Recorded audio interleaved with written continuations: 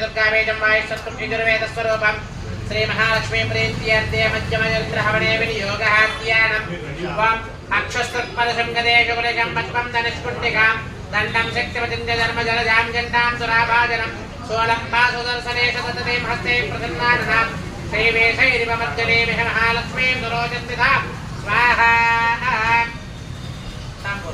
ओम ह्रीं नमः चण्डिकायै ओम ह्रीं ऋषर्भुवाच स्वाहा ओम देवाधर्मबोध्यन्तं पूर्णदत्तं पुरा मैजेसुराणामदिवे देवानां च परम्परे स्वाहा ततः पराजिता देवाय पद्मयोनिं प्रजापतिं पुरस्कृत्य कदा सत्रयन्ते गणध्वजो स्वाहा सूर्येन्द्राग्निलेन्दूनं यमस्य वरुणस्य च अन्येषां जातिकारान् स्वयमेवादितिष्ठति स्वाहा